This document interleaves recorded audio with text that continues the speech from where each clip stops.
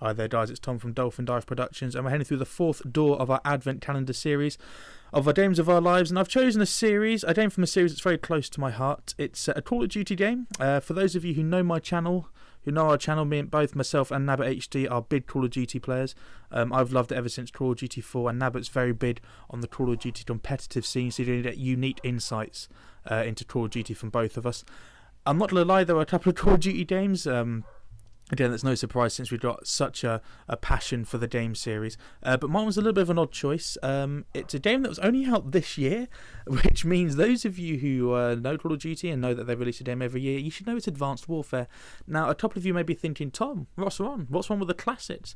Let me tell you now, like I said, there's a couple of games appearing in our Advent Calendar that are Call of Duty, so this is not going to be the only one, but I've chosen this one for some very specific reasons, and one of the main ones is the campaign. I always start with the campaign when going through Advent games, because I think the campaign should still hold a massive element in the game, and I still think it's something that companies should really try and invest a lot of time and a lot of effort in to make sure it appears, because the Call of Duty, the multiplayer is all very well and good, but the campaign in recent titles has become a bit of a joke in terms of length and in terms of replayability.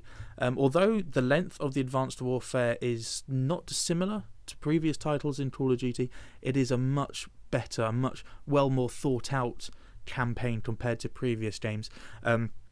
For example, it starts off as you being your classic grunt, but then it goes into more detailed look at the PMC, so private military corporations, about how they can influence power in the world purely from having money.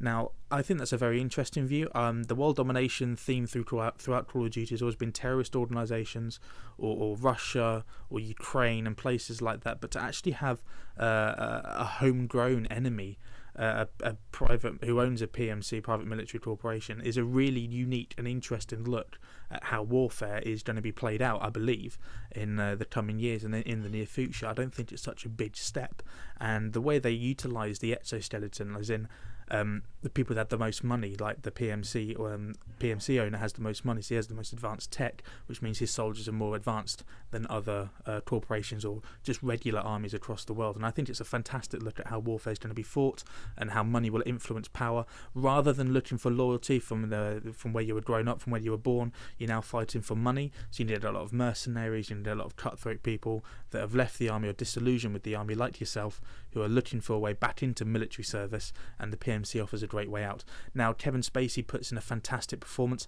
He's not just a voice actor, he's an actual actor. The way the technology has facial recognition, things like that, the way that the game just looks, you can see it's him acting. It's not just all CGI, it's actually Kevin Spacey being the owner of that PMC, and it's a fantastic addition to an already well thought out crew of people, and it only adds another dimension to the story and to the campaign. So many twists and turns. I'm not going to go into too much detail because I urge you guys to buy it and have a go on it, really.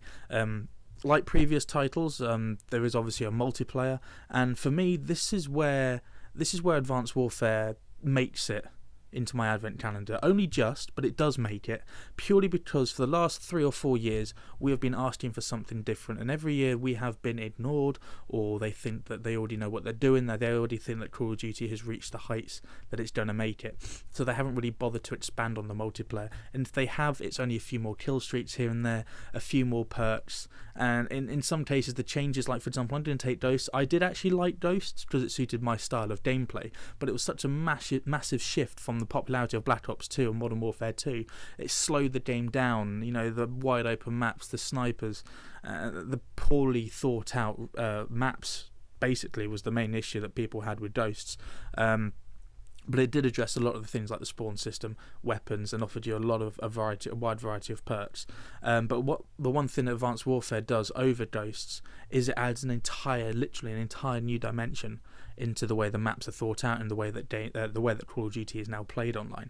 Rather than just having linear maps with kill zones, like for example Standoff in Black Ops 2, you got 3 main routes, or Slums is another good example, you got 3 routes into B, and that is it. Now that's out the window with Advanced Warfare. There's no one route into any objective. There's now 3 or 4 routes that you can take.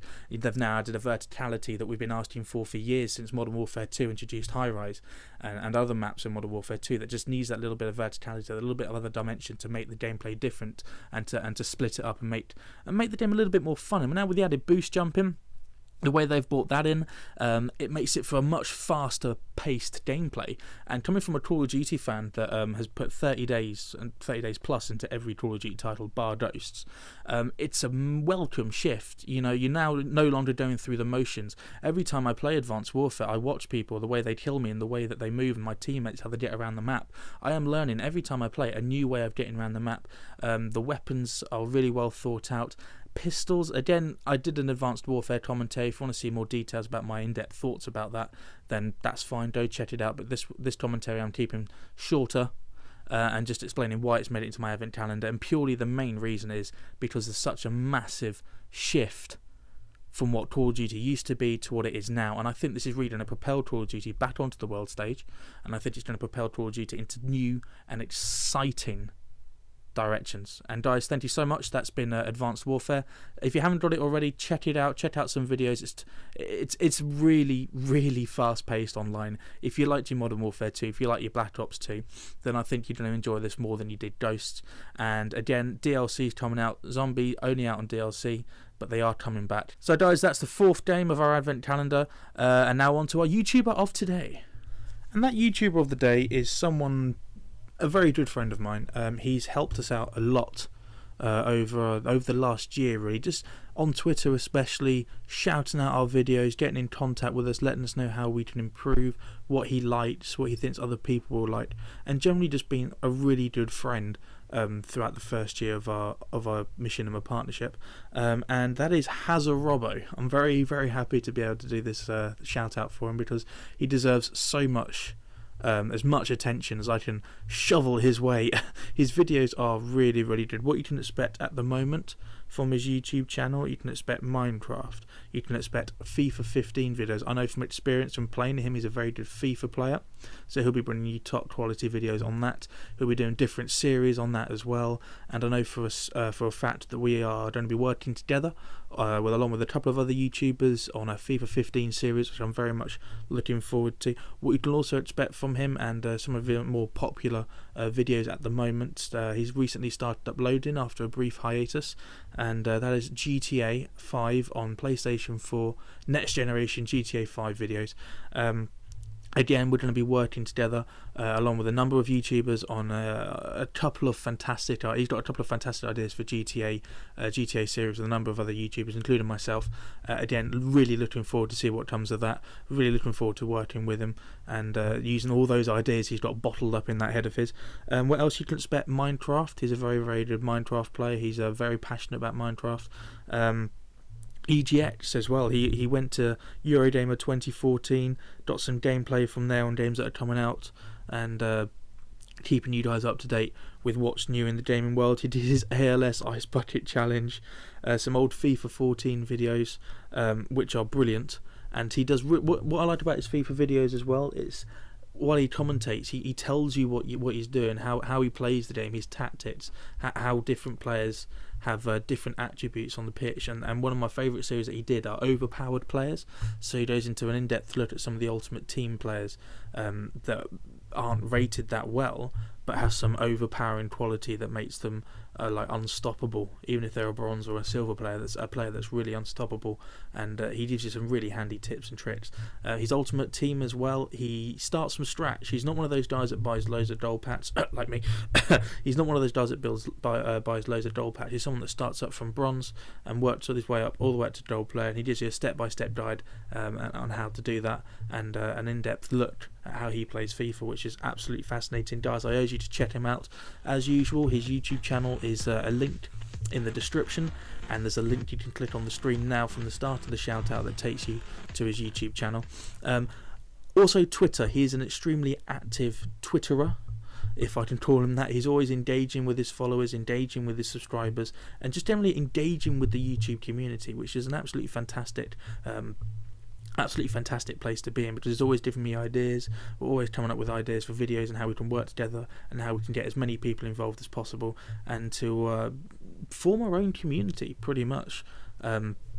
Within a community, if that makes sense. It's always nice to see how people are willing to help you with, just say at the beginning, simple shout outs, watching videos, giving us feedback. That is the main thing I can ask you guys to do as well. Just give us a little bit of feedback. Let us know how we're doing. If you're not happy with our videos, let us know. See if there's something we can do about it. And Hazzer's very good at that. He's very good at destructive criticism and gives in-depth feedback on videos and on how we can improve. So Hazzer, thank you so much for your help and thank you so much for your support over this year. It's much appreciated, and I am really looking forward to working with you on some upcoming videos. So guys, stay tuned. Check out his YouTube. Check out his Twitter, and stay tuned, guys. Keep watching. Thank you.